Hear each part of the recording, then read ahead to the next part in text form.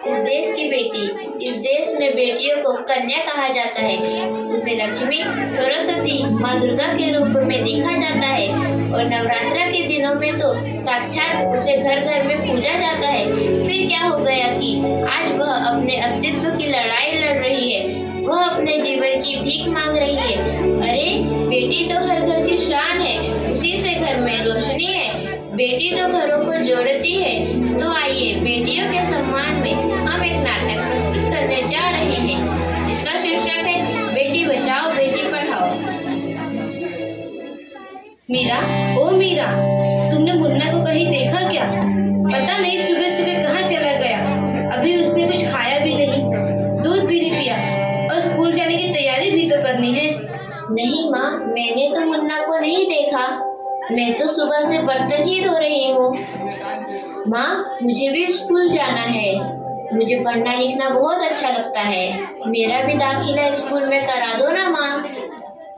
ए छोरी, बड़ी है स्कूल जाने वाली, घर के काम कर अच्छे से सीख ले। आगे चलकर यही तेरे काम आने वाले। पढ़ लिख कर कौन सा तुझको कलेक्टर बनना है? जल्दी जल्दी बर्तन साफ कर। माँ जी, मीरा को भी स्कूल में दाखिला दिला दीजिए ना, उसे भी पढ़ना लिखना जरूरी है। तू चुप कर, पढ़ना लिखना ये तो केवल लड़कों का काम है। उन्हें आगे चलकर घर गृहस्थी की जिम्मेदारी जो संभालनी होती है।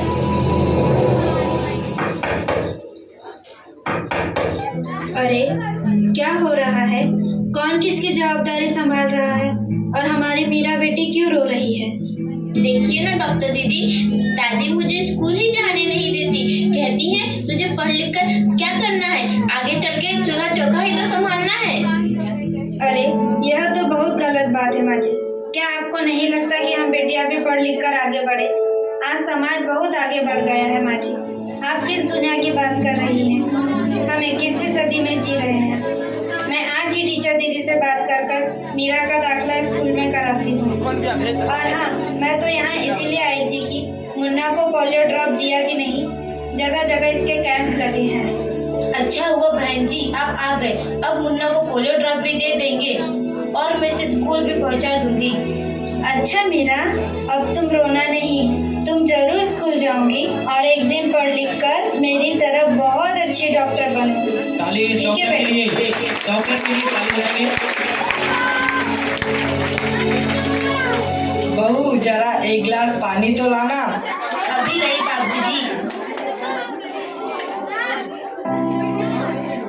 ये लीजिए बाबूजी। अरे ये देखो, अखबार में प्यारी बेटी के बारे में कितनी सुंदर कविता आई है। आओ मैं तुम्हें यह कविता पढ़कर सुनाता हूँ। कहती बेटी बाह पसार, मुझे चाहिए प्यार दुलार। बेटी की अनदेखी क्यों करता है निष्ठुर संसार। सोचो जरा हमारे बिन बसा सकोगे घर परिवार। गर्भ से लेकर यौवन तक मुझ पर लटक रही तलवार।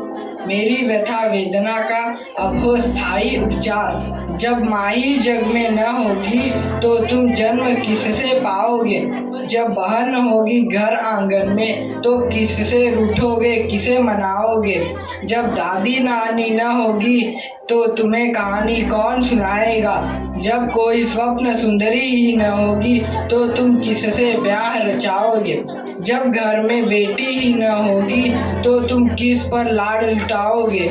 जिस दुनिया में स्त्री ही न होगी उस दुनिया में कैसे रह पाओगे।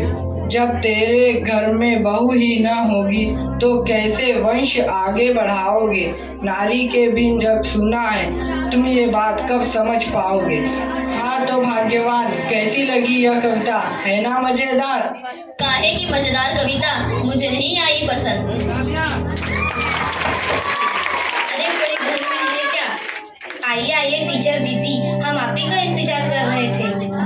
हाँ जरा मैं कुछ दिनों के लिए बाहर चली गई, इसलिए यहाँ नहीं आ पाई। डॉक्टर बहन जी कह रही थी आपने मीरा का अभी तक दाखिला नहीं कराया।